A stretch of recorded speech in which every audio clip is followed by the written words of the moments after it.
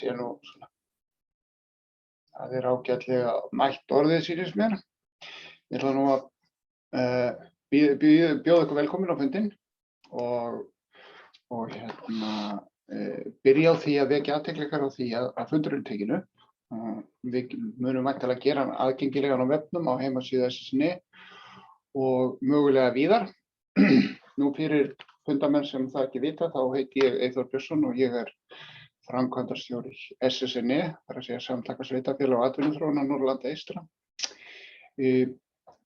Þetta átti nú að verða staðafundur hérna á KEA og súpufundur þar sem við ætlum að hittast augliti til auglitis og hafa tækifæri til að spjalla og svona en okkur þótti nú í ljósi aðstæðna og veldisvexti veirunar að við yrðum að gera svo vel að það væri allavega ekki ábyrgt að standa fyrir því að kalla fólk saman. En sem sagt, já, fundurinn tekinn upp. Nú eins og þið vitið þá varð SSNI til þegar Eyþing og atvinnuþróunarfélögin hérna á Norðurlandi eystra, Eyjafirði og Þingeyjarsýslu voru sameinuð. Við höfum verið að vinna því og sækjast eftir því að ná samtali við aðila á svæðinu, meðal annars í atvinnulífinu, því að þessi tenging og samtal, það náttúrulega grundvöllurinn að því að við getum sinnt þeirri hagsmunagæslu sem við þurfum að gera hérna í landshlutanum. Þess vegna náttúrulega fagnaðarefni að ná saman svona fundi þar sem við erum að tala áskoranir á svæðinu og í þessu tilviki orkumálin, raforkuna. Þessi innviðamál eru þetta mál sem eiga erindi við okkur öll og við þurfum sífellt að halda á lofti. Það talað aukna flutningsgetu raforku og bætt afhendingaröryggi og að það sé ekki flöskuháls í raforkunni hér við Eyjafjörð. En spurningin hvað þýðir þetta í raun? Hver raunverulega afhendingargeta og afhendingaröryggi? Og við erum búin að fá til okkar 3 fyrirlesara hingað til þess að setja okkur inn í málin og svara spurningum sem að uppkoma. En það Gnýr Guðmundsson, yfirmaður greiningu og áætlana í raforku hjá Landsneti. Hann ætlar að fjalla þróun afhendingargetu hér á Norðurlandi og Austurlandi. Á eftir honum kemur Úlfar Linnet, forstöðumaður viðskiptaþjónustu hjá Landsvirkjun og hann ætlar að fræða okkur orkuframboð á Norðurlandi.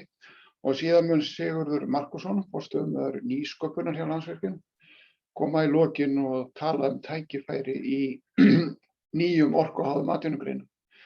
Við höfum fyrirkomulagið þannig að í lok hvers fyrirlesturs þá gefum við tækifæri til að spyrja spurninga sem varða viðkomandi kynningu sérstaklega. En síðan í lokin þegar við höfum heyrt öll erindin þá verður opnað fyrir svona almennari spurningar og umræður. En þar með þá ætla ég að segja fundinn settan og gefa fyrsta fyrirlesarorðið. Það Gnýr Guðmundsson, gjörðu svo vel.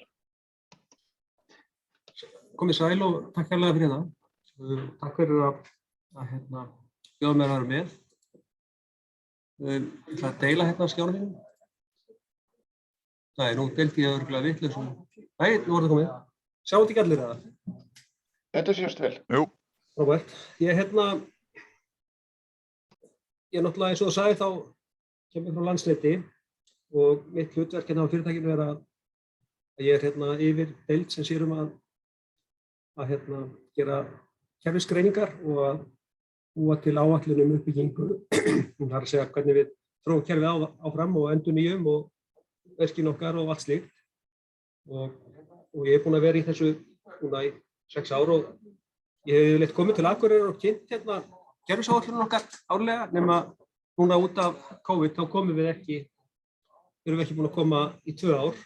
Þannig að það flott að fá tækifæri til þess að koma núna og kynna þetta fyrir ykkur. Það að skipta glæru.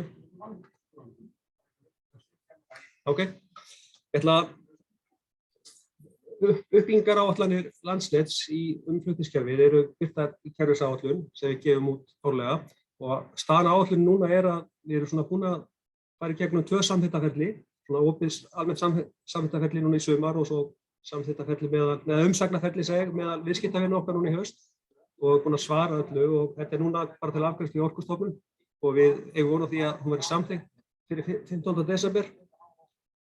Þannig að þá er það bara, þá er hún bara orðin gild og það er svona helstu áherslupunktarnir hjá okkur núna eru á langtímaáætluninni er þá endurnýjun byggðalínunnar, það er að segja fyrsta hlutinn, sem er heildstæð lína alveg frá suðvesturhorni og vesturland og norðurland og alla leið austur á í Skriðdal. Og við erum nú þegar búin að klára fyrstu línuna í þessu sem er Kröflulína 3 sem var spennusett núna á haustdögum. Og Hólasandslína 3 er langt komin en við náttúrulega erum hætt að vinna við hana núna vegna bara snjóa en munum taka þráðinn upp í vor og spennusett hana næsta sumar. Og Blöndulína 3 er næst í röðinni, hún er svona langt komin í umhverfismatinu og Holtavörðuheiðarlína 1, það er þá frá hinum endan, það er frá Hvalfirði og norður Holtavörðuheiði er svona í aðeins styttra komið í umhverfismati en það er svona farið vel af stað. Og svo erum við að byrja undirbúning á línu þar á milli, þar sem milli Holtavörðuheiðar og Blöndu. Og þetta er svona fyrsti hlutin af nýrri kynslóð byggðalínu en þetta náttúrulega dugar ekki og á brátt munum við bætast við þessa áætlun þá samtenging annarkort á suður fyrir Vatnajökul eða norður fyrir, það er bara tvær leiðir sem koma til greina til að loka hringnum. Og við erum að skoða það svona hvað er best í því og það mun koma áætlun á næstu árum. Og fyrir utan þetta erum við náttúrulega með auka áherslu á endurnýjun og styrkingar í svæðisbundnum flutningskerfum og til dæmis eins og að leggja nýja línu á til Dalvíkur og svo yfirbyggja tengivirki og svona ýmislegt í pípunum. Þetta er aðeins svona mynd sem sýnir hvar við erum að framkvæma og við erum með framkvæmdir bara út all land. Þetta eru verkefni sem eru á framkvæmdaáætlun núna og eru að koma inn. Þessi bleiku eru verkefni sem eru á áætlunum sem núna til samþykktar. Og þið sjáið á myndinni að þetta er svona nokkuð dreift landið. Það er mikið náttúrulega á norður- og norðausturlandi og það er kannski helst vegna þess að við erum að byrja endurnýjun byggðalínuna þar og þannig að þetta er svona mikill þungi á það svæði núna og svo á sama skapi erum við líka mikið að byggja upp kerfi á Suðvesturlandi en eins og með Suðurnesjalínu og Litlafellslínu og svona ýmislegt. Og svo í þessum landshlutakerfum þá erum við svona mikið að tvítengja kerfin. Það er náttúrulega stefnu stjórnvalda að allir rafmagnsstaðir verði tvítengdir og við erum það er bara verkefni sem er bara í gangi hjá okkur og svo bara endurnýja virki og það aðalega tengivirki sem er útivirki og eru svona útsett fyrir veðri og vindum. Eins og ég sagði þá erum við búin að spennusetta Kröflulínu 3 og það er búið að breyta myndinni aðeins þó að það sé kannski ekki mikið. Þetta er náttúrulega bara að taka upp tenging á milli tveggja staða í rauninni, virkjanastaðar, það er að segja Kröflu og Þeistareykja og svo Fljótsdals og þetta náttúrulega eykur afhendingargetuna á þessu svæði. Þetta gerir þetta svona aðeins betra og svona gefur svona smá tækifæri þar en nær ekki til Eyjafjarðar og það er ennþá svona vandamál annars staðar í flutningskerfinu sem hindra það en þetta náttúrulega eykur möguleikana á Bakka og á því svæði og sérstaklega ef orkuvinnslan er staðbundin, ef það er bætt við framleiðslu á Kröflu og Þeistareykjasvæðinu eða í Fljótsdal, þá er í raun og veru Bakki bara orðinn hluti af því svæði og mjög góða tengingar þar á milli. Þannig að þar eru möguleikar núna sem voru ekki til staðar áður. Við sjáum fyrir okkur að á næsta ári, þegar við erum búin að spennusetta Hólasandslínu 3, og þá verðum við í raun og veru búin að færa þetta góða ástand yfir til Eyjafjarðar. Og þá verður þetta að bæta talsvert við notkun á svæðinu á milli Akureyrar og Fljótsdals. Og það er svona erfitt að segja nákvæmlega til en þetta er einhvers staðar á þessu bili. Það er kannski þetta að fara upp í 50-70 megawatt en þetta er náttúrulega svolítið háð því hvar aflið er framleitt. En samt verður hægt að bæta við, verður staðar mun betri í Eyjafirði þó að aflið sé ekki framleitt á svæðinu. En ef það er hægt að bæta við framleiðsluna, þá er jafnvel hægt að bæta meira við. Og þá erum við komið með þetta konsept sem er eins og til dæmis sett upp í álverunum núna. Það er virkjun á öðrum endanum, sterkar tengingar á milli og stórnotandi og þá það í raun og veru orðið óháð kerfinu og það við verðum komið með svona svipað ástand. Það að segja Eyjafjörður verður komið með sterka tengingu við Kröflu og Þeistareykji og Fljótsdal. En öryggi náttúrulega minna, sko, ef Hólasand sína 3 fer út af einhverjum ástæðum, þá þarf kannski að vera hægt að kúpla út einhverju álagi ef litlu línurnar, gömlu línurnar anna því ekki. En hvað sem því líður verður hægt að auka álagið talsvert frá því sem nú er. Svo þegar svona stóra, svona stærsta, þegar Blöndulína 3 kemur, þá breytir staðan talsvert meira, sko, að færist til enn betri vegar. Og þá erum við svona komið með mjög sterkt kerfi sem í raun að vera að tengja saman, sem tengist saman að 3 svona virkjunarsvæði sem Blanda og Krafla og Þeistareykir og svo Fljótsdalur og svona Akureyri svona bara inn í miðjunni á því eða Eyjafjarðarsvæðið. Og náttúrulega Varmahlíð líka, sko, því að það kemur nýtt tengivirki í Skagafirði og ný tenging til Varmahlíðar. Þannig að það verður sterk tenging, það 2 sterkar tengingar þangað líka og þannig að þetta svona allt svæðið mun njóta mjög góðs af tilkomu Blöndulínu 3 og náttúrulega hinu línunum. Og það sem helst stoppar það að það verði ekki ennþá meira heldur en ég að sýna, heldur en þessi 70 til 150 megawatt, þá flæðið aðrar línur. Og í þessari sviðsmynd gerum við ráð fyrir að við séum búin að endurnýja tengivirki í Sigöldu, þannig að það sé hægt að lesta suðurlínuna, það er að segja línuleiðin sem liggur suður fyrir Vatnajökul meira og það hjálpar til að viðhalda þessu ástandi. En það er sem sagt flæðið þessa suðurlínuna og línuna á Vesturlandi norður sem hindra að þetta sé ekki hægt að gera þetta ennþá meira. Og þetta náttúrulega gildir að ef vinnslan staðbundin og notkunin stöðug staðbundin, þá náttúrulega hægt að auka þetta jafnvel meira, sko. En þess ber líka að geta þessar stærðir, þessar ljósamyndir eru innbyrðis háðar, þannig að þetta þýðir ekki að setja bæta við kannski 100 megavöttum á hvert stað, sko. Leið og það kemur stór notandi á einn stað, þá náttúrulega breytist heildarflæðið í kerfinu. Og það er svona, ég veit ekki alveg, náttúrulega þekki ekki bakgrunn allra sem að hlusta, en við þurfum ofta að útskýra það að svona raforkukerfi þetta eru svokölluð ólínuleg kerfi, þannig að ef það breytist notkunin eða framleiðslan á einu stað, þá breytist í raun að vera straumurinn í öllum línum í kerfinu, sem þýðir að kerfi finnur sér alltaf nýtt jafnvægi og það er þetta jafnvægi sem við erum að skoða þegar við erum að skoða þessar álagssviðsmyndir. Þannig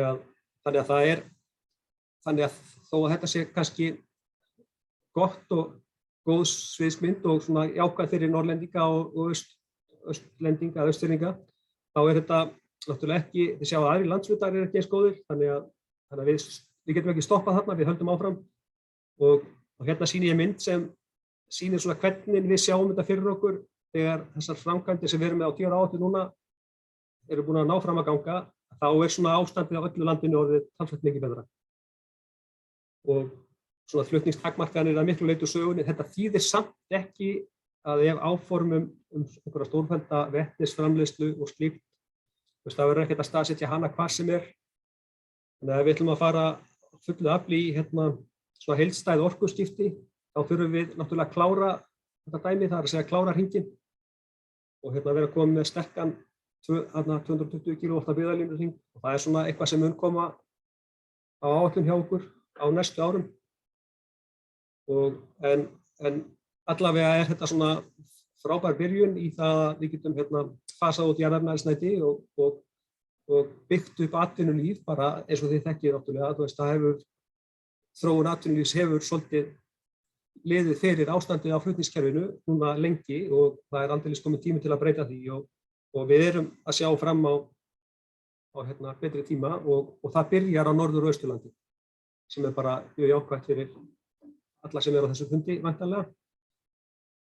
Og ég veit ekki alveg hvað ég er búinn að tala lengi, en ég hef í raun og veru ekki fleiri myndir til að sýna ykkur, en þetta er svona það sem eins og við sjáum þetta fyrir okkur. Ef þið hafið spurningar þá bara endilega látið að flakka. Ég skal reyna að svara. Þakka þér fyrir, Gnýr. Það er spurningum að þú hættir að deila skjánum. Sorry. Tók sér. Flott, þakka þér fyrir.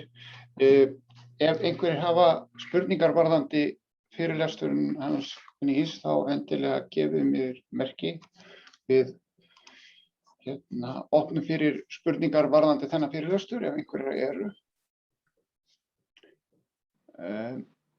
Ég sé engar hendur á lofti, við notum rafrænu hendina á Teams. Má ég kannski bæta því við, ég glemdi að segja að þessar ljósamyndir sem við erum að gera fyrir Norðurlandi, þetta er bara eitthvað sem ég setti þessa greiningu af stað svona því ég fréttaði þessum fundi hérna fyrir nokkrum vikum síðan. Sko. Þannig að þetta er alveg, það hefur enginn séð þessar myndir áður. Já, þakka þér fyrir það. Þetta er mjög skýr og góð framsetning, það verður nú að segja. Það hefur hér er komin loft og það er hann Úlfar. Já, ég var aðeins forvitin að því að þú sýndi myndina frá Eyjafirði inn í Blöndu og tala að þá var í loka stigum umhverfismats. Getur þú sagt okkur aðeins frá því að þetta er náttúrulega gömul hugmyndum að tengja þessa tvo staði, hvernig svona umhverfismati er frábrugðið því sem það hefur verið áður og þá er náttúrulega línuleiðin og svona hvaða tímarama fyrir að horfa í? Já, við vorum alltaf með gamalt umhverfismat fyrir Blöndulínu 3 en þar var ekki verið að skoða þessa jarðstrengjakosti eins og við erum að gera núna og núna erum við náttúrulega skoðað í kerfisáætluninni, þá var aðalvalkostur okkar þar var að rífa Rangárvallalínu 1 sem mótvægisaðgerð og byggja nýja fæðingu niður í Varmahlíð og það er náttúrulega lögð áhersla á að skoða það í umhverfismatinu, hvernig það kemur út. Og svo erum við líka að leggja til skoða nýja línuleið sem er ekki yfir Öxnadalinn heldur Hörgárdal. Ég heitir þetta Hörgárdalsheiði, þetta er með fjallið. Þannig að það var heldur ekki í fyrra umhverfismatinu. Þannig í raun og veru erum við að skoða miklu fleiri valkosti heldur en við gert síðast. Og svona við erum búin að leggja mat á hvað er þetta að vera með stóra hluta þessu í jörðu sem er reyndar ekki mikið. En það er einhvað síður allt skoðað, allir möguleikar. Og ég man ekki hvað þetta eru svona fylki, af því að við erum að tala mismunandi leiðir frá Blöndu í Varmahlíð, mismunandi leiðir í Skagafirðinum og svo mismunandi leiðir frá Skagafirði yfir í Eyjafjörð. Og þegar þetta kemur saman í eitt fylki þá þetta, ég man ekki hvort 30-40 möguleikar af samsetningum. Og þannig að þetta er svona með öllum tilheyrandi rannsóknum, þetta er mun umfangsmeira mat heldur en síðasta mat. Þakka þér fyrir það, Gnýr. Það hafa ekki fleiri kveðið sér hljóðs eða með spurningar, þannig að við þökkum þér bara kærlega fyrir. Áður en lengra er haldið, það hefur nefnilega fjölgað svolítið á fundurum okkar, þá ætla ég að ítreka það að fundurinn er tekin upp og við munum birta hann á heimasíðunni hjá okkur. En næstur á mælendaskrá er Úlfar Linnet, forstöðumaður viðskiptaþjónustu hjá Landsvirkjun og ég gef honum orðið. Gjörðu svo vel, Úlfar. Þakka kærlega fyrir. Þá ætla ég að byrja á að deila skjánum mínum og svona. Þá eru glærurnar komnar eða ekki? Jú, þetta sést vel. Og þá já, ég er búinn að er núna að stýra viðskiptaþjónustu hjá Landsvirkjun, en ég byrjaði í orkurannsóknum og stýri rannsóknardeildum nokkra hríð og var síðan að vinna greiningadeildinni líka í markaðs- og viðskiptaþróun sem þá var til, þannig að ákaflega gaman að fá að koma ræðum orkuframboð. Ég hef skoðað þetta mikið gegnum tíðina, en mér langaði að byrja eiginlega bara á nýliðnum atburðum. Eins og þið munið sjálfsagt öll að þá var sólinni mjög svona misskipt síðasta sumar og íbúar Norður- og Austurlands duttu sannarlega í lukkupottinn. Ég var síðan einn af þeim sem býð suðvestanlands og lagði í ferðalag með fjölskylduna og ég held ég hef verið einar 17 nætur bæði fyrir norðan og austan. En það sem gerðist raun og veru á sama tíma og fólkið ferðaðist í umvörpum frá suðvestu til norður- og austurlands, að þá var orkan þveröfugri leið og það birtist þetta frétt í Austurfrétt miðjan ágúst, þar sem hafði yfirskriftina byggðalínan á þolmörkum vegna álags.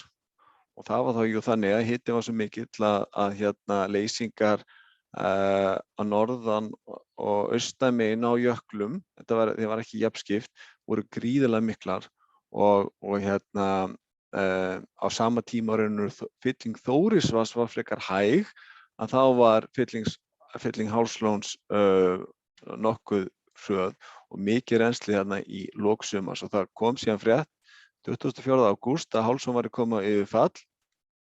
Stuðlagil missti sjarmann rétt nokkra vegna skeið, en það sem var svolítið merkilegt var að 3 dögum eftir að Hálslón fór á yfirfall, þá var aflið í yfirfallinu komið í 2000 megawatt, sem er nálægt því sem er svona venjuleg vinnsla á Íslandi, og það vatn sem rann fram hjá Hálslóni á 4 dögum, það hefði síðan dugað til þess að reyna að ná fyllingu Þórisvatns alveg upp að yfirfalli.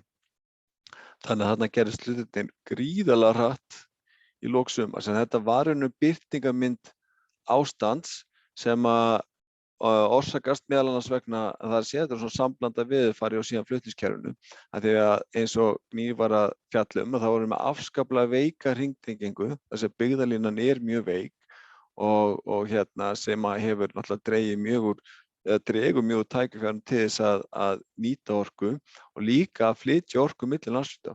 Og núna er snið 3B sem verður virt áfram og tenging milli Kröflu og Eyjafjarðar breytir held ég litlum snið 3B, kemur í veg fyrir að sé þetta flytja orku af Norður- og Austurlandi yfir á Suður- og Vesturland.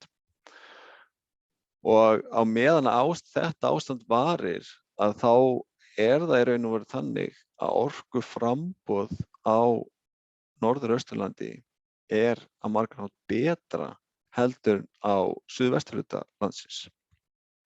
Einfaldlega vegna þess að það ekki nægt tækifæri til þess að koma orku í þessa átt, sem þýðir að þá orkuframboð á Norður- og Austurlandi er betra sem stendur. Og það náttúrulega skapa tækifæri í þeim landshluta.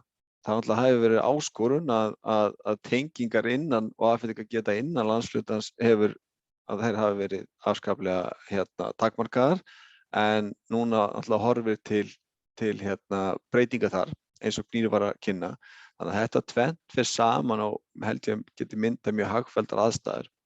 Það hins vegar þannig að í svona kerfi og raforkukerfi náttúrulega hannað þannig að þó að séu kannski tækifæri til þess að nýta það betur, að þá það samt nokkuð vel nýtt. Þannig að tækifæri til betri nýtingar alltaf takmörkuð.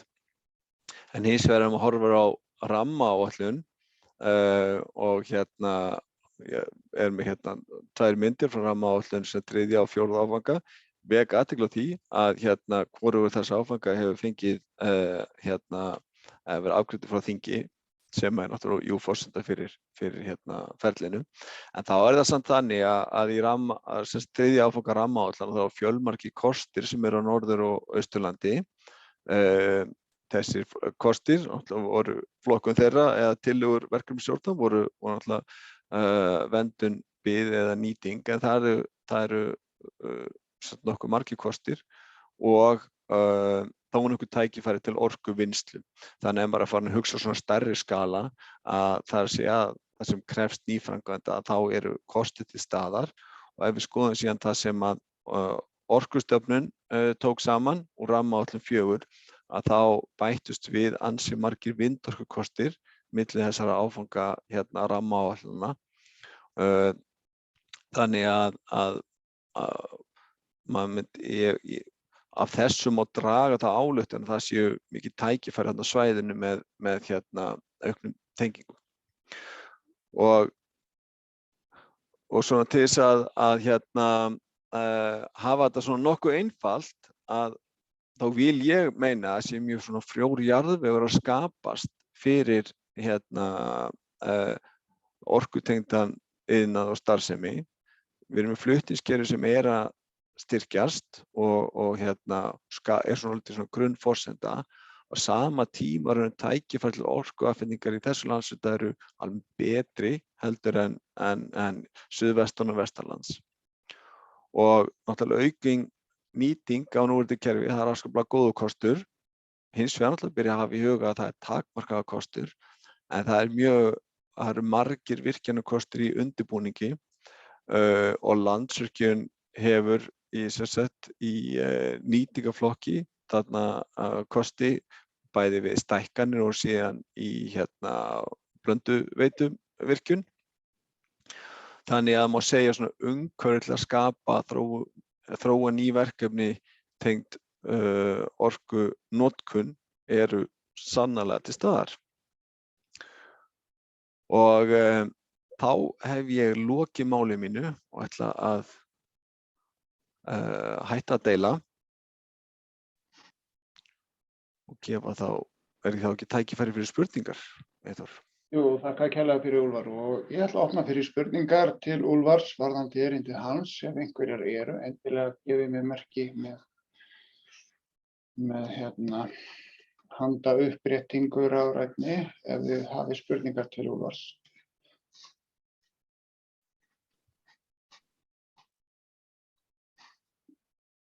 Jón Þorvaldur, gjörðu svo vel. Já, takk fyrir þessa yfirferð. Ég hef nú oft verið að fara inn á vef Landsnets þar sem ég að horfa á hvernig rafmagnið flæðir kerfi Landsnets. Og það eiginlega alltaf þannig að það rennur út af Norðurlandi til beggja átta. Og þannig að mín spurning svo, þetta ekkert sérstakt endalega fyrir sumarið í sumar. Það ekki rétt mér? Því að eins og ég segi, bara alltaf síðust árið ég fara inn, þá sýnist mér alltaf renna út frá Norðurlandi, annars vegar í Húnaflóanum þá rennur það til vesturs og austanmegin þá það að renna til austurs. Sko ég myndi, kannski sumar í sumar var sérstaklega öfgakennt hvað þetta snerti og skar sig úr á þann hátt. Núna svona kannski ráðandi þetta ástand, það sé að flæða frá Norður- og Austurlandi, þetta svona þeim virkjanakjarna eða vinnslukjarna til Suðvesturlands. Hins vegar alltaf sko, þetta hefur aðeins með það hvernig Ísland í laginu, það fyrir svolítið eftir ráðandi vindáttum, hvernig vatnafar það getur verið mjög misskipt, þannig að það gæti það ekkert sem segir að næsta sumar verði ekki þveröfugt ástand. En hins vegar þá þetta alveg rétt hjá þér, þetta ráðandi og það tækifæri sem ég að tala núna þegar tengingarnar styrkjast til þess að þá nýta orku innan landshlutans og draga það úr þessu flæði. Já, ég náttúrulega að tala annað snið heldur en þú ert að tala, sko. Ég hef talað snið á milli Norðurlands og Austurlands, en þú varst með sniðið eiginlega fyrir sunnan Austurland hjá þér, sko. Já, þau eru tvö þarna sem eru nátengd, nú kann ég ekki alveg að nefna þetta, það 3B sem við kannski horfum mest í og síðan það sem skeri mitt milli Norðurlands og Eyjafjarðar og Skagafjarðar, er það ekki? Er það ekki snið 4? Það sést á heimasíðunni hjá Landsneti. Já, ég þakka þér fyrir aðstofuna. Þakka þér fyrir og þakka Jón Þorvaldur fyrir spurninguna. Njáll Trausti, gjörðu svo vel. Já, takk fyrir þetta, Úlfar. Það spurja Mars, en mér langar rétt að það verið svolítið umræða að það sé nóg framboð í landinu og umframgeta í sölu á raforku á Íslandi. Og framkvæmdastjóri Landverndar var nú bara að flytja þetta fyrir okkur núna bara fyrir nokkuð dögum að hér væri og alltaf að benda á þetta hjá Bjarna Bjarnasyni sem kemur fram fyrir ári síðan, eða rúm ári. Hver raunverulega staðan hjá okkur núna? Maður vill nú halda þetta að það sé raunverulega ekkert að bjóða upp á, sem sagt almennt af afgangsorku eða það sé mikið. En nú ert þú í þessu frá degi til dags og við náttúrulega horfum á þetta hérna mikið á svæðinu, innan norðan austan, að það séu miklu möguleikar og Ísland sé raunverulega svolítið í dauðafæri næstu árin, svona miðað við allt hvernig allt að þróast og þá ekki síst þetta landsvæði. En hvað segið þið þetta? Sko, það sem mig langar að segja er að þegar þetta umrædda viðtali við Bjarna var í blöðunum að það var jú á tíma þegar að trávöruverð og afurðaverð var mjög lágt og á þeim tíma var vinnsla sérstaklega álvera undir hámarksgetu. Hins vegar þá Landsvirkjun skuldbundin verið með langtíma samninga sem að bæði skuldbinda bæði fyrirtækin. Þannig að orkuframboð í landinu var ekki mikið eins og var lýst, eða allan það var ekki mitt mat. Það hins vegar aukist með álag núna undanfarið. Þannig að þegar maður talar umframgetu í kerfi sem að telur þá 20.000 gigavaststundir, þá myndi ég halda að hún væri talin í 100 gigawattar, svolítið að setja stærðargráðu á það. Þetta getur náttúrulega breyst hratt því að ef ykkur tryggir sér orku eða hættir nýtt orku þá hækkar það að lækkar. En það sem ég vildi leggja áherslu á að vegna þess hvernig staða kerfisins að þá eru tækifærin meiri á Norður-Austurlandi einmitt núna. Það kemur betur út fyrir kerfi, þannig að það auðveldar að afhenda orku á þessum landshluta heldur eins og samanburði við Suðvestanlands. Takk ykkur fyrir þetta, Njáll Trausti og Úlfar. Jón Þorvaldur, ertu með nýja hönd á lofti? Já, ég er með nýja hönd á lofti. Ef það nógun tími. Það eitt sem ég langar sérstaklega til að spyrja og það þetta ef það kemur þörf fyrir meiri orku á svæðinu sem tengist núna með nýju línunni, Hollandslandslínu 3, ég man rétt hvað hún heitir, á milli Fljótsdalsstöðvar og Kröflínu, sem tengist síðan til Akureyrar núna með Hollandslandslínu 4, ef maður rétt. Og þessu svæði, ef það kemur skyndileg aukning á þörf á raforku, þá ekki hægt að bregðast við henni mjög auðveldlega með því að skrúa aðeins upp í Fljótsdalsstöð. Því að ég hef síðan heyrt annars staðar frá sem ég veit ekki alveg hvort það rétt, að stundum sé Fljótsdalsstöðin bara klippt frá kerfinu, hún sé þá bara fyrir raforkusölu til álversins, þannig að ef það kemur skyndilegt álag á kerfið sem eftir að þá sé ekkert auðvelt að bregðast við því. Þetta pínu tæknilegt, ég veit það, en getur þú svarað þessu, Úlfar? Takk. Ég skal reyna eftir bestu getu. Ef ég skil þetta rétt, þá er það truflunartilfellum, tilfellum, þar að segja þegar raforkukerfið ekki svona eðlilega ástandi, þá rekstur Fljótsdalsstöðvar og Kárahnjúka einangraðir. Og tekur þá ekki þátt í kerfinu fyrir en það búið að tengja það aftur saman. Gnýr getur, eða ég held að Magni frá Landsneti sé líka hérna, það getur leiðrétt ef ég fer ekki með rétt mál. Fljótsdalsstöð, hún hefur tiltölulega hátt afl með við orkuvinnslu getu, þannig að raun og veru vatnið sem takmarkandi þáttur í vinnslu stöðvarinnar eins og staðan í dag. Og þannig að út frá afli séð að þá ætti hún og allir samstarfi við aðra virkjanir á svæðinu og líka byggðalínuna eins og hún í dag að geta skilað þeirri orku til notenda, nýra notenda sem komi til þess að það skapist tækifæri þar.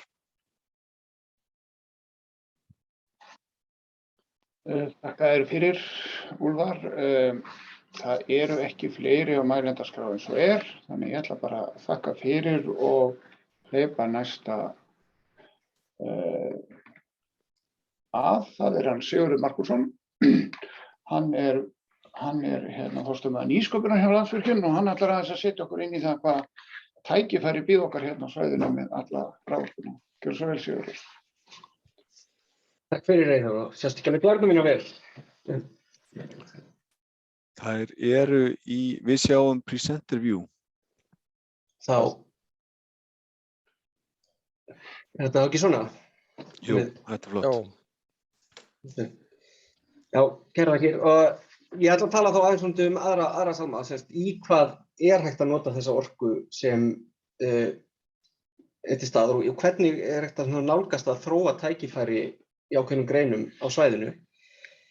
Og þetta náttúrulega geiri sem í rosalegri þróun núna. Það eru loftslagsmál og þessi ákall sjálfbærni að hafa rosalega áhrif á orkumarkaðinn, á iðnað og fyrirtæki í auknum mæli að bara endurskipuleggja sig út frá þessu málum. Þau eru meira að segja, þetta farið í ákveðnum greinum bara farið að ráða alveg staðsetningu þeirra, hvar þú setja niður sína starfsemi, hvernig aðgengi að endurnýjanlegri orku og ekki bara endurnýjanlegri orku heldur öðrum auðlindum eins og vatni og slíku. Og einnig erum við að sjá bara að verða til hreinlega nýjar atvinnugreinar sem byggja kannski á eldri grunni en eru farnar að framleiða nýja vörur, að gera nýja hluti sem kallast á við þessa þörf sem myndast í svona þessu loftslags og sjálfbærni málum. Og ef við horfum bara á þetta skífurit hérna sem sýnir heildarlosun CO2 frá heimsvísu, hvaðan hún kemur, þá er orka og eldsneyti í grunninn náttúrulega langstærsti þátturinn. Og þar á eftir er matvælaframleiðsla og landnot. Þannig að fyrirferðamest á komandi árum verða orkuskipti, og náttúrulega erlendis orkuskipti í raforkuframleiðslu. En það sem við höfum ekki að kannski kljást við það vandamál, þá mun orkuskiptin í okkur snúa meira af samgöngum og slíku, en einnig sjáum við kannski tækifæri í breytingum á matvælaframleiðslu á heimsvísu. Þannig að það eru þessi svona matvælaframleiðslan og slíkir geirar og svo orkuskiptin sem munu vera þessir dræverar á komandi árum og þegar ég tala um orkuskipti þá getur það átt við einhvern veginn djúpt inn í einhverju iðngreinum sem leiðir af sér kannski að einhver iðnaðarstarfsemi er hreinlega að skipta aðferð, hvernig þið búa til hlutina, fara úr því að nota gas eða kol eða slíkt yfir í að nota rafmagn og vilja þá hreinlega skipta bara staðsetningu og fara þar sem aðstæður eru betri. En náttúrulega ný orkutækifæri til þess að nýta okkur, þau byggja á því að auðlindir sé til staðar, að innviðir orkukerfisins séu til staðar, byggja á líka því að áhugi sé í nærsamfélaginu til þess að byggja þau upp. En við sjáum að bara öll lönd heimsins er að horfa á það að verða knúin að endurnýjanlegri orku á komandi áratugum. Og við erum með orkukerfi nú þegar sem er byggt á endurnýjanlegri orku, þannig að við erum í mjög góðri samkeppnisstöðu núna. Við erum ekki að glíma við það eins og flestir lönd að fara úr því kannski að vera með nokkur prósent orkukerfisins byggt á endurnýjanlegri orku, heldur getur fókusinn okkar þó kannski orðið á svona aðra þætti eins og orkuskipti í samgöngum eða orkuskipti í iðnaði eða slíku. Og við erum mjög vel statt til þess að taka eiginlega bara leiðandi stöðu í þessu ef vilji er til þess. En við erum allavega með innviðina til þess að einbeita okkur að þessum þáttum núna og þessi dæmi greinar sem eru í miklu vexti núna út af þessum málum er náttúrulega vetni og rafeldsneyti eins og flestir hafa heyrt í umræðunni. Það eru allar þjóðir að horfa til þess hvernig ætluðu að leysa orkuskipta málin og ekki bara náttúrulega í kannski samgöngum og svona heldur í flutningum í alls konar iðnaði, í skipum, í flugi og svo náttúrulega kannski eitt stærsta vandamál eins og út í Evrópu er í húshitum. Hvað kemur fyrir gasið í húshitum. Við sjáum gagnaver, þau eru grein náttúrulega sem er að stækka gríðarlega og er að leita í endurnýjanlegri orku. Við erum að sjá rosalega aukningu í þörf fyrir rafhlöður og þar er svona ný iðngrein að vera til í Evrópu sem byggir bara á smíði og samsetningu rafhlaðna. Og svo er matvælanýsköpunin sem kom inn aðal sem er að stækka gríðarlega hratt. Og þessi hvatar eru mjög svipaðir. Þetta er allt af þessum loftslags- og sjálfbærni ástæðum sem er að knýja þessar breytingar og er að knýja gríðarlega fjárfestingu í þessum gerum. Ef við komum aðeins í orkuskiptin sem svona sérstaka tækifæri í þeirri iðngrein þá er náttúrulega búið að setja skýr markmið af hálfu ríkisstjórnar að við ætlum að draga úr losun mikið bara núna innan nokkurra ára og verðum búin að vera að taka stór skref strax árið 2030. Við ætlum að eiginlega vera búin að kolefnishlutleysa okkur árið 2040 og búin að koma jarðefnaeldsneytinu sem sagt skipta því út fyrir algjörlega út úr kerfinu fyrir 2050. Og þetta er ekkert svo langur tími ef við erum horft á tækniþróun og annað. Það tekur langan tíma að skipta út. Ég meina ef þið horfið bara á hafnirnar, hvað eru sko margir togarar eða skip enn í notkun sem eru eldri en 30 ára. Það er töluvert af þeim. En þetta er líka stórt tækifæri fyrir okkur, bæði umhverfislega, því að þetta er náttúrulega mikið af áhrifunum að þessu, af kolefnislosun Íslands kemur í gegnum til dæmis samgöngur, flutninga á landi og annað og ef við horfum í bara á það sem við erum að setja í sko jarðefnaeldsneytis innkaup til Íslands í bifreiðar, flutninga á landi og annað, þá er þetta 50 milljarðar. Og ef okkur tekst að framleiða þetta innan okkar eigin hagkerfis og ekki sem sagt fara með 50 milljarða á ári út úr hagkerfinu, þá getur það náttúrulega skipt greiðlegu máli fyrir okkur og getur haft mjög svona spennandi áhrif síðar meir. Og við erum náttúrulega ekki ein að vera á þessu vegferð. Öll lönd heimsins nánast eru á þessari vegferð og stóru Evrópuþjóðirnar og Evrópusambandið í heild sinni hefur verið að birta svona ákveðið vegvísi, hvernig þú ætla að skipta út jarðefnaeldsneyti fyrir vetni eða einhvers konar vetnisafleiður sem á að leysa af hólmi jarðefnaeldsneyti á komandi árum. Og Ísland er að gera það sama og við munum líklega sjá það núna á haustmánuðum að vegvísirinn verði birtur og þá fyrstu skrefin hvernig á að standa að þessu á Íslandi. En í grunninn er það að við erum að fjarlægja gríðarlegt magn orku á formi jarðefnaeldsneytis út úr kerfinu og við þurfum einhverja orku í stað.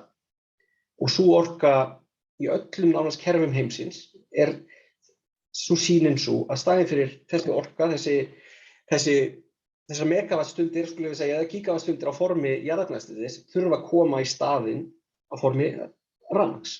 Og rafmagninu er svo breytt í einhvers konar eldsneyti sem er hægt að flytja, dreifa og nota svo á farartæki og iðnað. Og við vitum ekki ennþá hvað verður notað í hvað. Það er gríðarleg tækniþróun og öll tæknifyrirtæki í heimi sem framleiða bíla, skip, flugvélar og vélar eru að horfa á alla þessi möguleika, hvort það sé vetni, metanól, metan, ammóníak eða annað, að þá er þetta allt skoðun en manni finnst líklegast að það verði horft til lausnir til lengri tíma þar sem kolefni er ekki hluti af hringrásinni. Þannig að metanól og metan verði kannski frekar lausnir til skemmri tíma, svipað og hybridbílar eru núna, og til lengri tíma verði svo kolefni algjörlega farið út úr þessari hringrás. Þá er þá ammóníak og vetni frekari valkostur.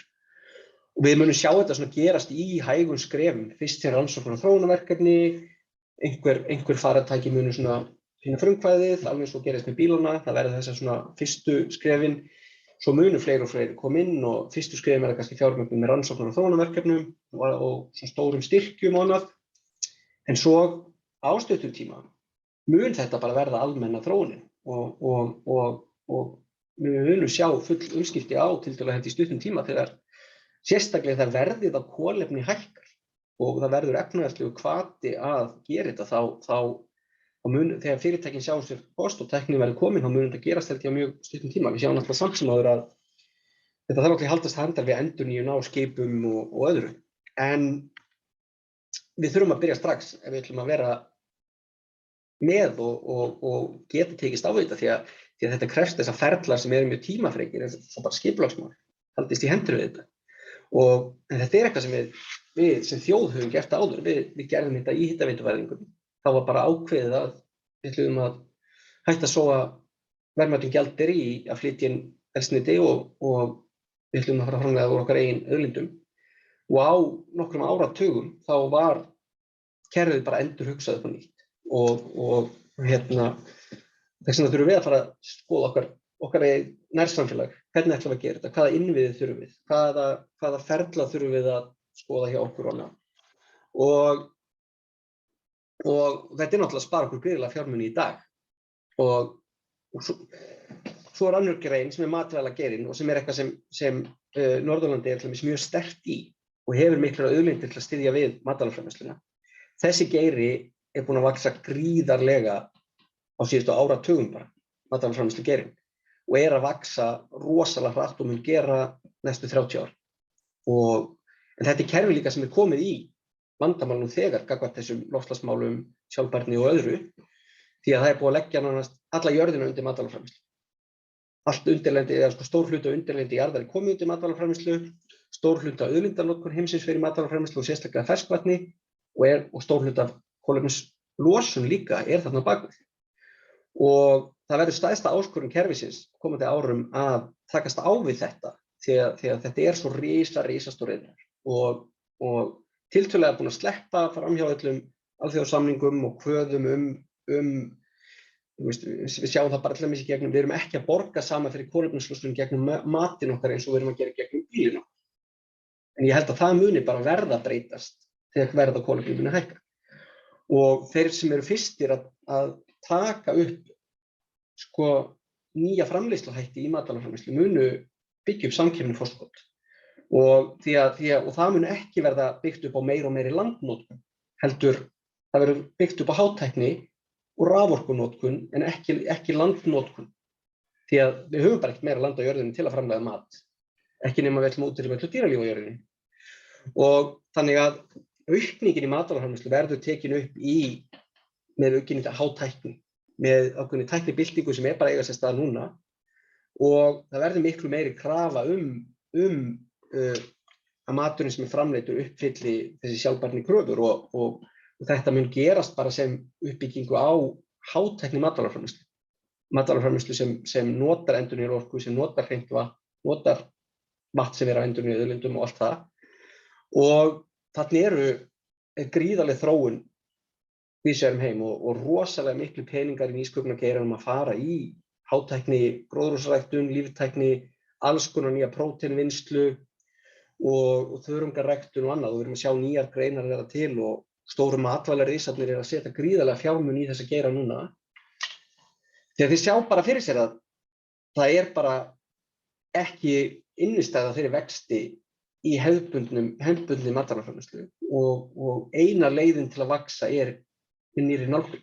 Og við komum aftur af jarðhitanum og tækifærum okkar sem við spiluðum inn á síðast. Við höfum ekkert iðnvægt heldur þetta tækifæri sem við höfum notað í hitaveitunni að ráði. Við erum með smá gróðurhús á Íslandi en við höfum ekki einu sinni innanlands eftirspurn. Og þarna getum við líka stækkað rosalega alls konar nýjum greinum.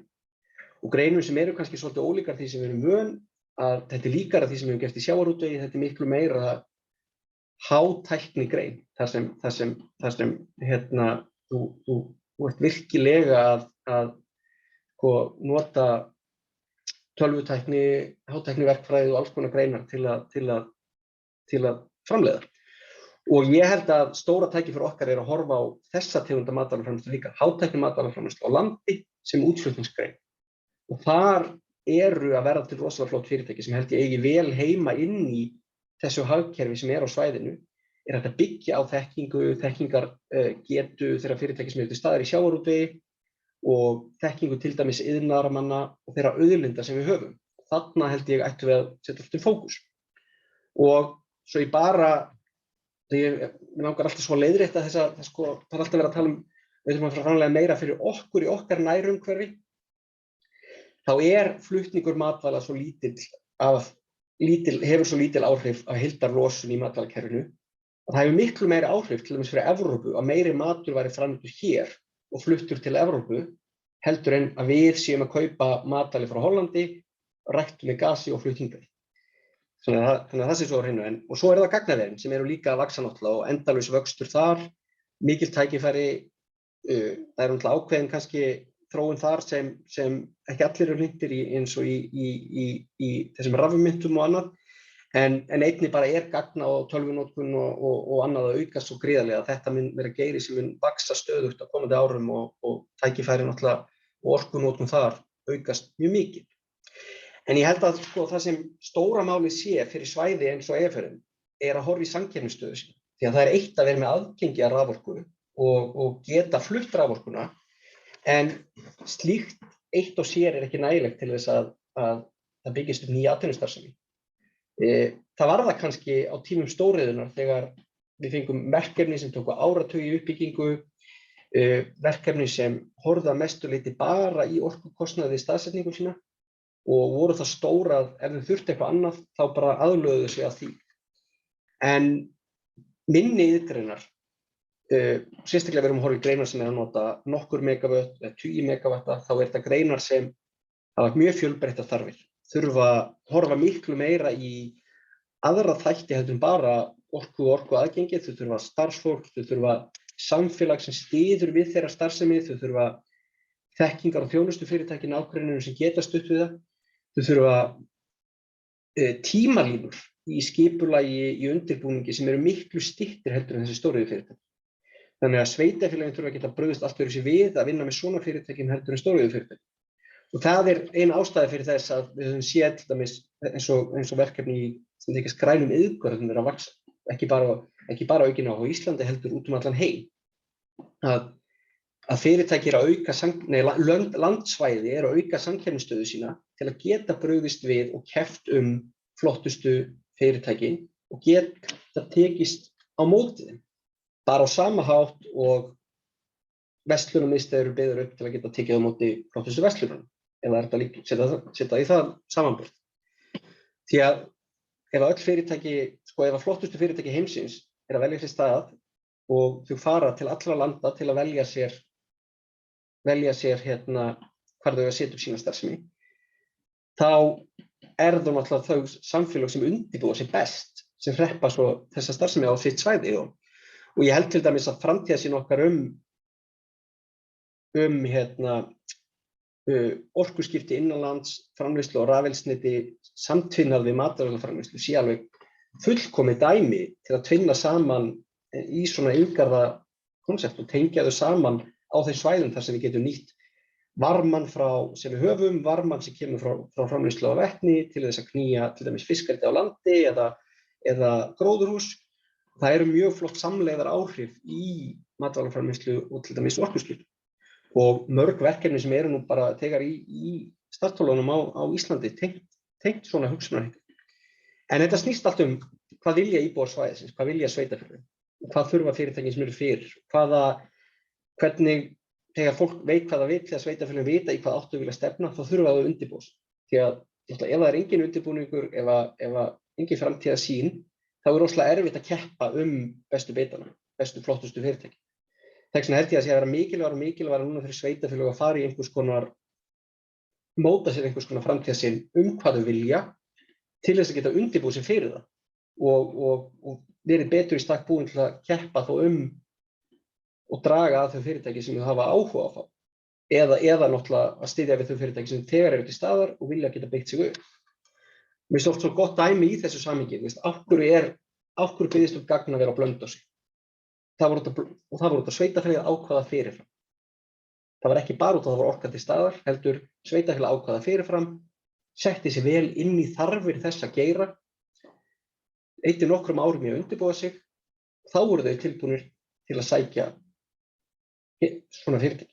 Sjálfur er eitthvað mikið í núna að tala við erlend matvælafyrirtæki og hátæknifyrirtæki í matvælaframleiðslu sem vinna mjög hratt og ég finn það að það er náttúrulega engin staður á Íslandi tilbúin til að taka við svoleiðis fyrirtæki. Því að þau bara hreyfa sig það hratt að skipulagsferlar og aðrir ferlar og ákvörðunartaka og undirbúningsvinna á Íslandi er bara eiginlega hægari heldur en ákvörðunarferill þessara fyrirtækja. Þannig að þetta er geiri sem hreyfir sig mjög hratt. Við erum kannski svolítið fast í þessari ég segi allan að sumstaðar í þessum stóriðju módeli og reyna að þetta taki allt 5 ár pluss og það virkar bara ekki þegar við erum að vinna með svona minni fyrirtæki. Ég held að ég sé komið langt fram í tímann sem ég ætlaði að nota, þannig að ég stoppa hér. Þakka kærlega fyrir Sigurður. Þetta var mjög athyglisvert og áhugavert og nú ætla ég að hleypa að spurningum og umræðum. Það hafa örugglega vaknað spurningar hérna yfir fyrirlestri Sigurðar og einnig þeim sem á undan komu. Við höfum ágætis tíma, einhverja 18-19 mínútur, þannig að endilega bauniði spurningum eða athugasemdum á þá kollega Sigurð, Gný og Úlfar.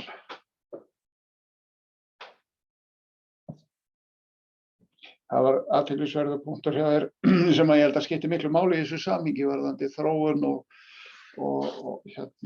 þróun þessara mála á Íslandi. Það sem þú vísar í til dæmis hjá Blönduósingum sem að tóku frumkvæði og ákváðu hvað þeir vildu og þetta snýst það kannski að vera gerandi en ekki bíða eftir að hlutirnir gerist.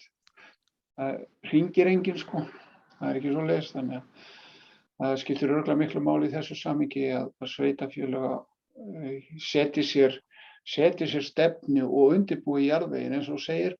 Þessi undirbúningsfasi greinilega mjög langur hjá okkur Íslendingum og skipulagsmálin geta stundum verið þung og erfið þannig að það eins gott að vinna undirbúningsvinnuna og vera tilbúin. Hér komin enda loft. Hjörvar, gjörðu svo vel. Já, góðan dag, Hjörvar heiti ég.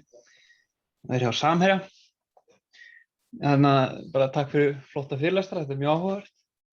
Mér langaði rétt að því þið að tala orkuskipti í skipum og þetta náttúrulega eitthvað sem við erum svona að gefa gaum og það sem maður hefur svona séð þegar maður fer að skoða þetta á metanól og vetni og alla þessu möguleika sem í boði og maður tala við vélaframleiðendur og þess að það þá finnum maður það alveg á þeim eins og munurinn til þess að orkuskiptum í bílum, þá það eiginlega það búið að taka ákvörðun, menn búin að veiða batterín og framleiðendurnir geta farið út með vissu og framleitt bíla og vitandi það verið að byggja upp infrastruktúr og allt það fyrir þá, þannig að það eiginlega það búið að taka ákvörðun það.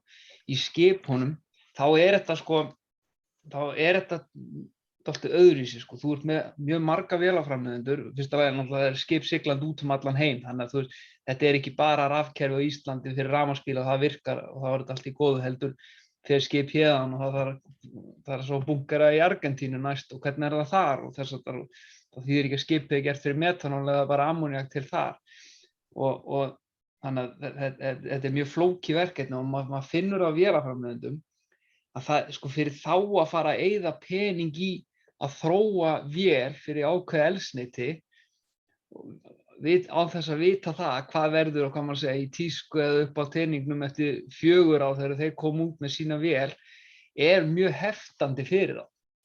Þannig að það svona mjög, þetta hægir og menn geta búið til vél fyrir metanól, þeir geta gert það og leyst það ekki það sem stendur í vegi fyrir, heldur ég að sé mjög letjandi fyrir þá að fara út í þetta vegna þessara óvissa því það svo margir það svo margir boltar á lofti, skilni hvað ég á við. Þetta svona bara að koma þessu að. Þá kannski ég að svara þessu, ég held að þetta alveg rétt hjá þér en hins vegar það þannig að það ekkert víst hvaðan dræverinn kemur í þessari þróun þá það ekki útgerðarfyrirtækin og það ekki vélaframleiðendinn sem með stjórn á ferli. Heldur það neytendurnir, stóru innkaupaaðilarnir út í heimi sem að kaupa til dæmis fiskinn frá ykkur og þegar kemur að því að verður verð á því kolefni sem þið losið frá brunanum á ykkar skipum, það verður verð á kolefnisfótsporinu á fiskinum sem seljið út og segjum bara ímynda dæmi, segjum bara innkaupastjórinn í Tesco settir það markmið að kaupa ekkert nema kolefnishlutlausan fisk árið 2030, þá mun náttúrulega hlutirnir fara að gerast mjög hratt þegar geirinn þarf að verður refsað fyrir alla losun. Og ég hef talað við farið í gegnum að tala við alla stóru vélaframleiðendurnar í sjávarútvegi og erlendis. Þeir eru allir að vinna hörðum höndum að þessu og þeir eru að vinna líka allir í öllum möguleikum því að þeir vita ekkert hvort það verði metanól eða ammóníak. En ég held að þetta verði bara svona svipað eins og með bílinn. Fyrst byrjað að leggja áherslu á að draga úr losun, svo kemur einhvers konar hybrid skref á milli eins og í bílunum og svo verður bara eitthvað ofan á. Ég held að það verður ammóníak, held ég, því að metanól kannski millistiginu. En spurningin bara hversu hratt verður hægt að láta þetta gerast. Þetta gerast á 10 árum á bílunum og sá bara sólarrafhlöður, vindur, það tekist að lækka kostnaðinn kannski 10% á ári í þessum greinum. Þegar þessir aðilar fara að setja milljarða dollara í þróun á þessu lausnum, þá gerist þetta mjög hratt. En hins vegar kannski, eins og segir, hver hver ræður ferlinu. Ég held að það verði ekki sko framleiðendur sem ráða ferlinu heldur neytandinn. Og því ég held ég að sé rosalega hagur fyrir framsýna framleiðendur að einblína einmitt á því að vera snemma í ferlinu í þessu sko. Já, ég held að það sé alveg rétt hjá þér, sko. Þetta er náttúrulega bara eins og í öllu, sko, money talks og þarna, þetta heyrir maður það alveg frá þeim aðilum sem að kaupa fisk að þeir hafa áhuga á þessu og það verður lögð áherslu á þetta og við höfum alveg sannarlega áhuga á þessu, sko. En það er samt svona bara að halda eitt til haga, þú veist, fyrstu bílar heimsins voru rafmagnsbílar. Það er meira en 100 ára saga með rafmagnsbílinn.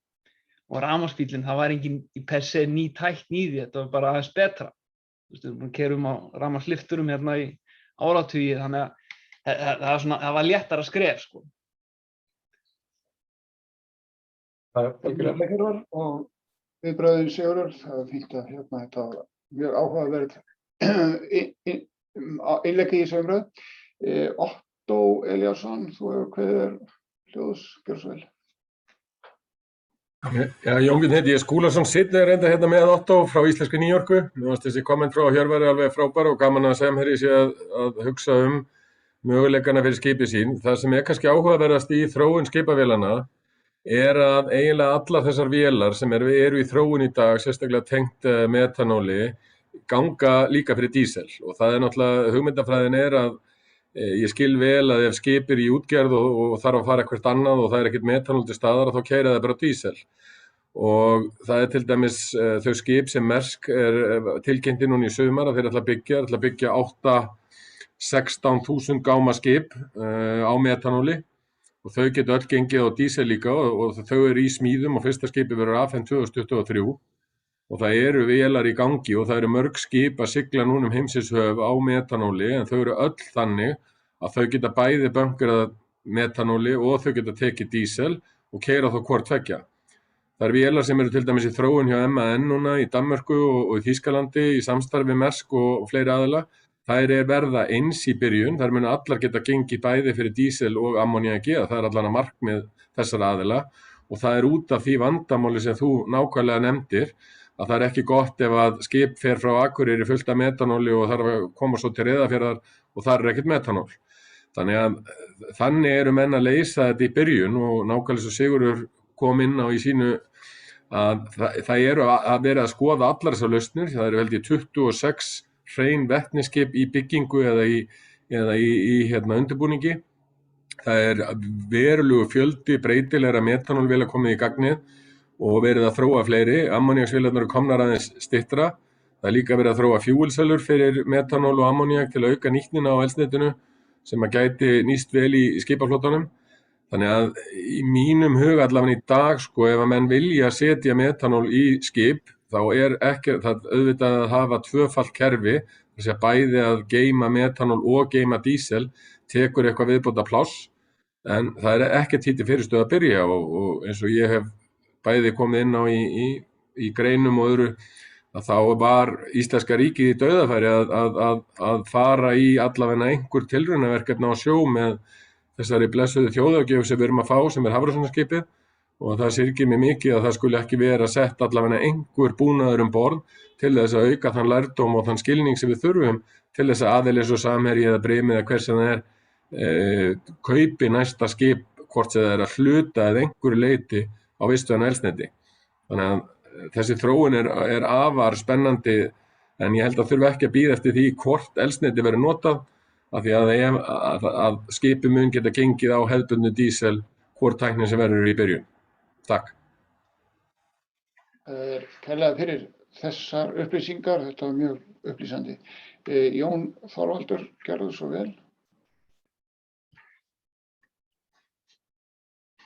Heyrist ekkert í þér, Jón? Já, takk fyrir. Ég vil snúa málinu aftur hérna að grænu viðgörðum og matvælaframleiðslunni.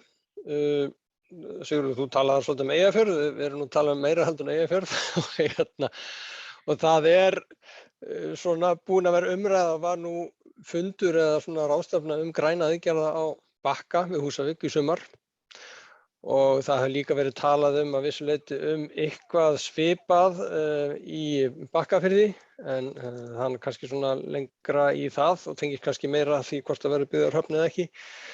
En sko, hvað þurfum við sem búum hérna og sveitarfélögin hérna, hvað þurfum við að gera til þess að ná í þetta? Eins og, já, nú erum við með þarna þetta iðnaðarsvæði á Bakka og ég veit ekki betur en það sé bara lausar lóðir þar og orkan þar og hún að skána. Við erum komin með beina tengingu til Fljótsdalsstöðvar og þá það bara eins og Fljótsdalsstöð bara standi við hliðina á þessu iðnaðarsvæði. Hvað þurfum við að gera til þess að lokka þetta hingað inn? Og eru íslensk stjórnvöld eitthvað að gera í því að þarf bara hvert sveitarfélag fyrir sig eða samtök sveitarfélaga að reyna að lokka til sín atvinnustarfsemi að þessu tagi? Það náttúrulega margir sem koma að því. Við hjá Landsvirkjun tökum þátt í því. Það er Íslandsstofa og landshlutasamtökin og fleiri sem eru að vinna í því að draga til landsins erlenda fjárfestingu. En ég held að til þess að láta þetta gerast, það náttúrulega sko, sérstaklega allavega minni reynslu strandar það svo oft á því að sko, það ekkert mál að koma og sýna fyrirtækjunum svæðið, en svo þegar það þarf að fara í einhverja svona djúp vinnu, þú veist, þegar fyrirtæki sendir okkur Excel-skjal með 300 spurningum og svo einhverja á sveitarfélaginu að taka listan af 300 spurningum og svara þeim, þá oft sveitarfélaginu ekki vel stakk búin með slíkar upplýsingar og annað. Og því að eins og við tölum á hann, þetta alltaf sko, þetta eiginlega sko, við erum alltaf að bregðast við í staðinn fyrir einhvern veginn að sækja fram í þessu, sko, staðinn fyrir að vera bara búin að sko, teikna upp allt hvað við viljum og sækja svo þá sem við viljum, þá erum við alltaf einhvern veginn frekar að meira að bregðast við og taka svo á við málinu þegar það kemur að því. Og þá alltaf svo löng bið eftir að taka öll skref og það svolítið, ég tekið svolítið viðtal við þá í matvælaframleiðslu sem var byggt upp fyrirtæki erlendir aðilar sem komið hingað. Og þeir segja allir eiginlega sömu setningu að segja ég ekki viss ég hefði gert þetta hefði ég vitað að þetta væri svona flókið. Og ég held að þetta snúist bara að sko, við þurfum að vera búin að ganga svolítið langt í skipulagi. Við þurfum að vera búin að skilgreina hvað í boði. Við þurfum helst að vera búin að skilgreina einhverja langtíma hugmyndafræði utan svæðið og þetta ekki þannig að þú þarft að gera eitthvað ákveðið mikið til þess að einhver komi, þetta bara svona, eftir því sem þú gerir meira, einhver líkurnar á því að fá betri aðeins. Þú veist, og þannig að ég myndi segja að það bara því meira sem gert, því meira einhver líkurnar. En ertu einhverju leyti að tala að íslenskt regluverk standi þessu fyrir þrifum?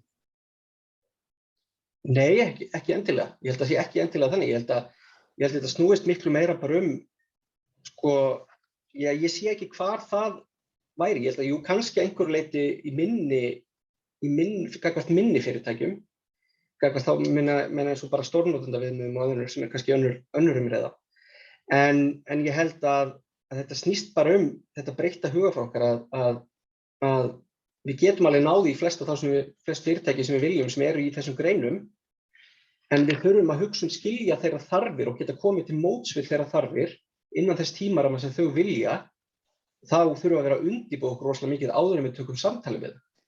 Ef við vitum ekki svarið við neinu af þeim spurningum sem þau eru með og við erum ekki búin að, sko, það ekki búið að ákveða hvaða lóðin stendur til boða og það ekki hægt að svara hvort orkan sé í boði núna eftir 5 ár, þá rosalega erfitt að taka samtalið. Á meðan þau upplifa það kannski þegar þau koma til Svíþjóðar, það bara tekur einhver í hendina á þeim á flugvellinum og getur svarað öllum þeirra spurningum og með allar skýrslur aðgengilegar og það sem við tala svolítið sem bara svona one-stop shop fyrir erlenda fjárfestingu. Að þetta þarf að byrja bara á því að sveitarfélagið myndi sér skoðun á því hvað viljum við, hvernig ætlum við að vera góð í því að taka á móti þeim sem við viljum fá hingað. Því að það líka ekki hægt að vera góður í öllu og þú getur ekki sko allt og ef þú sjálfsagt þannig að ef þú sko undirbyrði ekki fyrir neitt þá einhvern veginn færið bara það sem dettur inn í frönskuldin. Þau séu svolítið brútal sko. Þakka fyrir þetta Sigurður. Það er einn fyrirspyrjandi hér á línunni, Sigurjón Jóhannesson, gjörðu svo vel. Já, takk fyrir. Já, þau erum farin að tala aðeins út fyrir Eyjafjörðinn. Ég langaði að spyrja Landsnet, ég veit ekki hvort það kom inn á því upphæði, ég misti kannski að því. Það er á norðausturhorninu, það er á milli Vopnafjarðar og Kópasker. Það er vantar línu frá Landsneti. Þetta hefur verið í umræðunni einhver ár og kannski hælaði með leiðinni. Þeir voru að taka í notkun strengi yfir hæsta punktinn á Hellisheiðinni sem eykur öryggið á raforkuflutningu til Vopnafjarðar. Það bara gerast í síðustu viku. Og þarna var að vera að ræða matvælaframleiðslu, þarna mikið bræðslur í gangi og fiskeldi vaxandi í Öxarfirðinum. Og hvar þetta, hvar þetta stendur? Gnýr getur kannski komið inn á þetta. Já, sko, það náttúrulega stefna stjórnvalda að tvítekja alla afhendingarstaði og við vinnum eftir þeirri stefnu og höfum við svona að skoða leiðir, bæði Kópasker og Vopnafjörður eru ekki með tvær tengingar. En við höfum góðan tíma og það sem við erum að gera núna næsta sumar er að styrkja Kópaskerslínu 1 til þess að svona auka afhendingar öryggi þar að svipaðan hátt að við erum búin að gera við Vopnafjarðarlínu með þessum eldfrængsöðunefndir. En tvítengingin er ekki á áætlun allavega, hún er ekki komin á framkvæmdaáætlun, en við höfum skoðað nokkrar leiðir þar á meðal bara að tengja þetta á milli. Þetta er bara erfitt samt að gera það. Þetta er veikt kerfi, það er ekki hægt að leggja mikið að jarðstrengjum þarna og þetta eru langar vegalengdir og dýrar framkvæmdir, þannig að þetta er svona, þetta verður erfitt, en þetta er ekki komið á áætlun. En þetta er aðeins fjallað þetta í kerfisáætluninni sem er núna, þeir eru búin að gera greiningar á þessu og við höfum alveg hugmyndir hvernig við gerum þetta, en ef það kemur eitthvað þarna, einhver ný starfsemi, það hjálpar.